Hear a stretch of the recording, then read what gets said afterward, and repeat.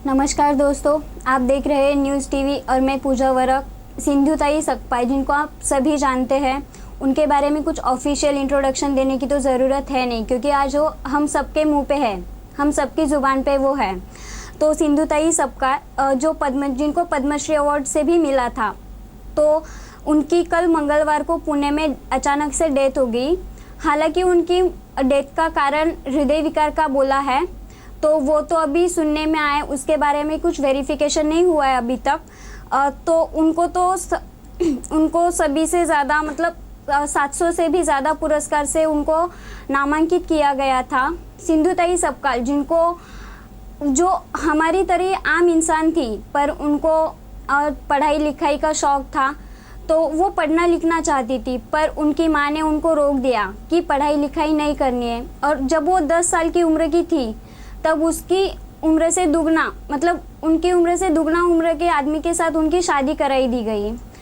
तो उनकी शादीशुदा लाइफ तो शुरू हो गई, पर ये इतने में ही ख़त्म नहीं हुआ, क्योंकि उनके पति ने उनको एक अफवाह पर यकीन करके उनके पति ने उनको, जब वो 9 महीने की गर्भवती थी, तो उस अवस्था में उनके पेट पर लात मारकर उनको घर से बाहर निकाल दिया गया। तो वो बेचारी रास्ते पर भटकने लगी।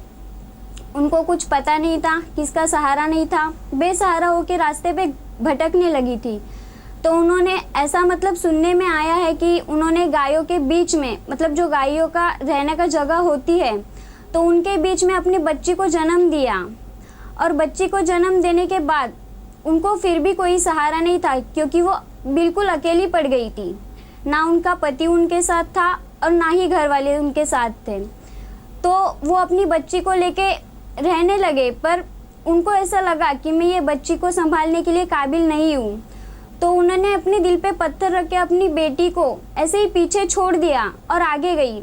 इतना ही नहीं, फिर उनके मन में ऐसा विचार आया कि मुझे जीने का हक नहीं है, तो इससे अच्छा मैं अपनी जान खुद दे दूँ, आत्महत्या करने का विचार उनके मन में आया।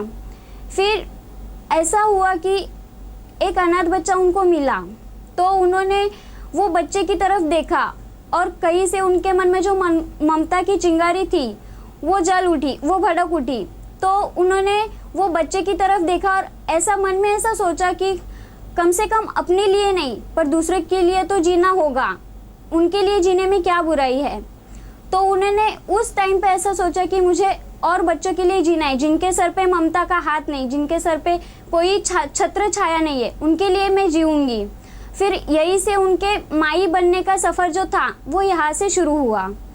फिर वो शुरुआत में वो स्टेशन पे खड़ी होकर भीख मांगने लगी। शुरुआत में उन्होंने भीख मांग के, वो जो बेसहारा बच्चे थे उनके पास थे, उनका पेट उन्होंने भीख मांग के भरा। तो यहाँ से उनका सफ़र तो शुरू हुआ, बीच में बहुत सारी मुश्किलें आई। तो सिंधुताई सकपाल ने बिना डरे, बिना डगमगाए अपने खुद के, जो उन्होंने बोला था कि मुझे जीना है और मुझे उन बच्चों को संभालना है जिनके लिए कोई नहीं है, तो उनके लिए उन्होंने कुछ ऐसे कदम उठाए। मतलब शुरुआत उन्होंने छोटे से काम से ही की, भीख मांगने से, उनका पेट भरने से। अभी उन्होंने एक अनाथ आश्रम भी खोला है, मतलब उनके कई सारे अनाथ आश्रम हैं। उन्होंने पहली संस्था पुणे में शुरू की थी बच्चों के लिए, और आज उनके पास करीब 1500 से भी ज़्यादा बच्चे हैं जिनको सिर्फ माई का सहारा था, जो हक से उनको माई कहते थे। और माई ने भले अपनी खुद की बेटी को पीछे छोड़ दिया, बट उनके अंदर जो ममता थी, वो उन्होंने आज ना कि एक बच्ची को, बल्कि हज़ारों से भी ऊपर बच्चों में अपनी ममता बांट दी गई थी। उनके बारे में कुछ अलग से बताने की ज़रूरत नहीं है, क्योंकि उनके नाम से हम सभी वाकिफ़ हैं। और उन्होंने आज शायद जो अनाथ बच्चे थे, जिनको माई का सहारा था, क्योंकि उनकी डेथ की वजह से आज वो बच्चे फिर से एक बार और अनाथ हो गए। तो शायद जाते जाते मैं इतना ही कहना चाहूँगी कि शायद आज भगवान को भी माँ के और उसके प्यार की ज़रूरत थी, इसीलिए उसने सिंधुताई सकपाल जैसी महान व्यक्ति को अपने पास बुला लिया। तो थैंक यू फॉर लिसनिंग, और थैंक यू वेरी मच। और ऐसे हमारे शॉर्ट एंड इंटरेस्टिंग न्यूज़ अगर आप और भी देखना चाहते हैं, तो हमारा वेब पेज है www.newstv.co.in। हमारे वेब पेज पे जाके विजिट करें, वहाँ पे ऐसे और आपको शॉर्ट और इंटरेस्टिंग न्यूज़ मिलते रहेंगे। Thank you.